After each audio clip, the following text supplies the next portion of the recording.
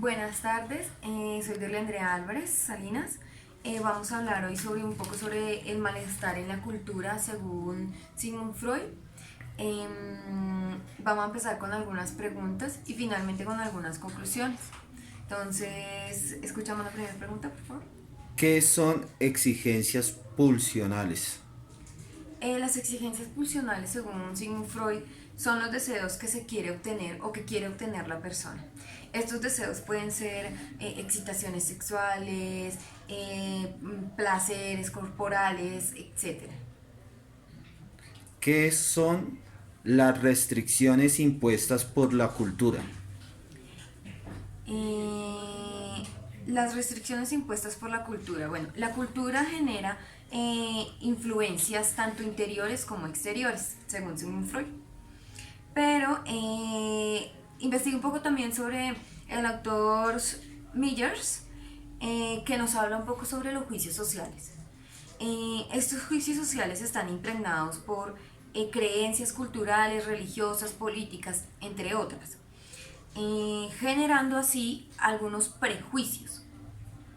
Estos prejuicios se generan a través de dos fenómenos. Para Millers, estos fenómenos son estereotipos, por un lado, y otro fenómeno llamado discriminación. Estos fenómenos abarcan todo lo que es la zona afectiva y comportamental del ser humano. Asimismo, los prejuicios pueden llegar a generar algunas represiones en el ser humano. ¿Qué es la represión? ¿Qué es la represión?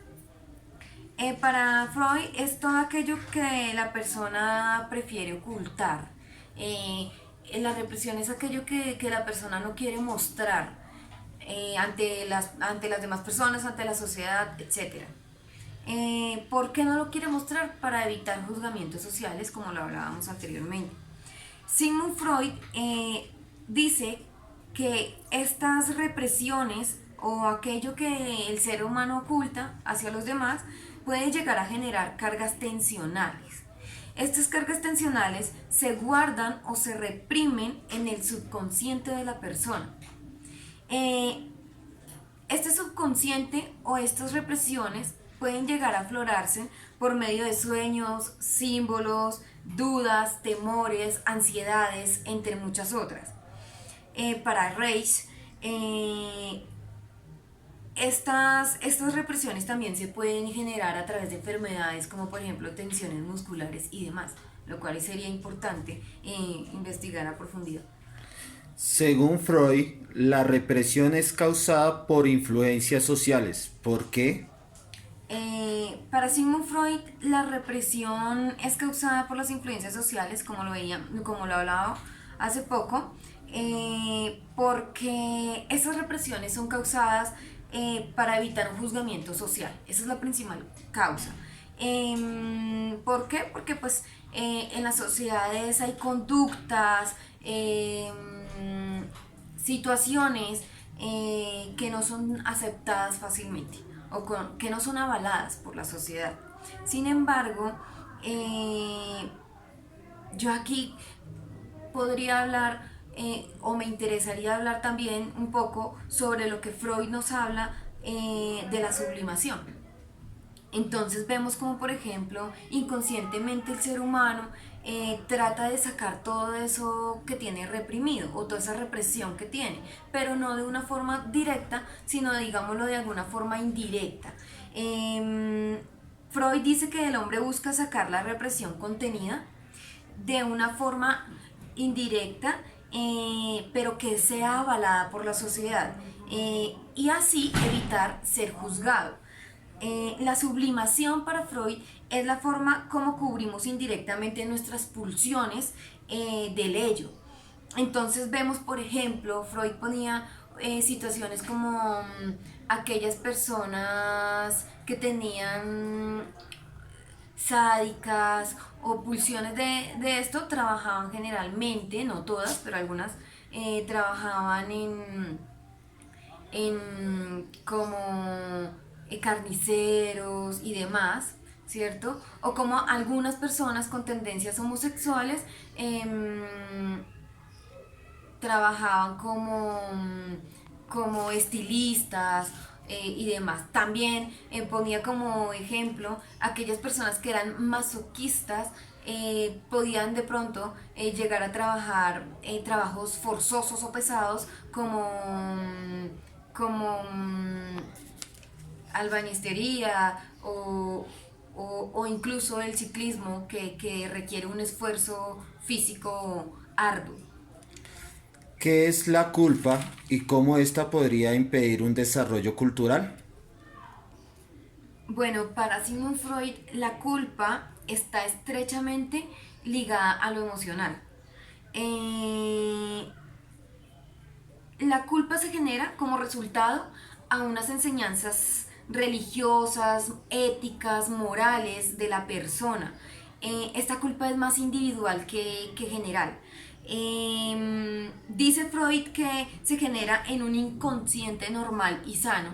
Eh, pero también la cultura ingresa a unirse con la culpa debido a que la cultura refuerza el sentimiento de culpabilidad. ¿Por qué y para qué?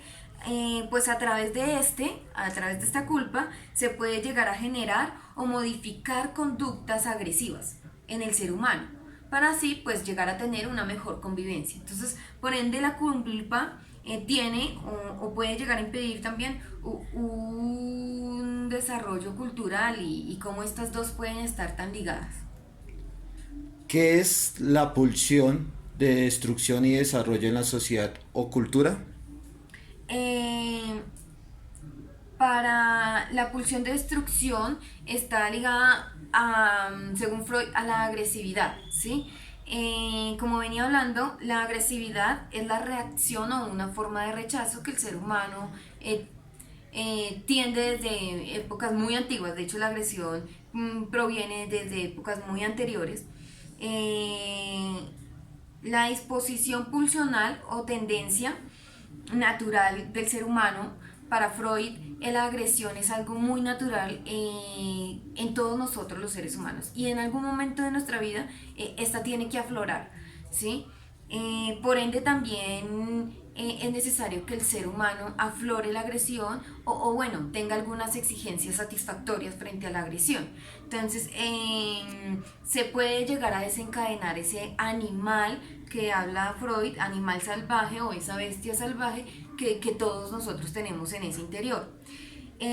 Así podemos también encontrar cómo podría verse algunos matices de agresión en las personas narcisistas o en las personas que discriminan o también en las guerras que se producen en los países, entre otros. Por ende,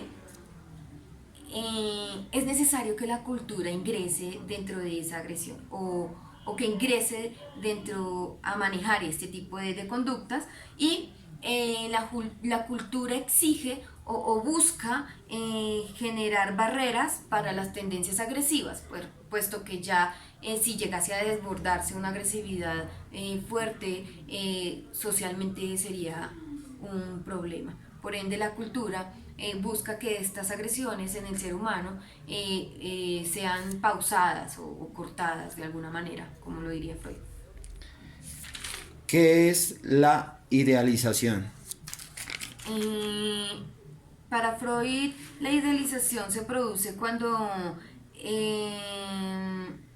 el enamoramiento es tan alto que está estrechamente a la sobreestimación sexual. Ejemplo, cuando el sujeto amado es tan perfecto que no tiene ninguna crítica, no cabe a ninguna crítica, porque sus cualidades son demasiadamente resaltadas y pesan más esas cualidades al llegar al punto de una ceguera por encontrar sus defectos. Esa idealización eh, engaña constantemente a ese juicio racional, podríamos de alguna manera. La conciencia en este caso no se aplica según Freud. O sea, la conciencia queda anulada totalmente, puesto que la razón también. El objeto ocupa, el objeto o la persona amada ocupa el lugar del yo o el ideal del yo, según Freud. También encontré dentro de la lectura una oración muy importante que dice, que dice de la siguiente manera, perdón.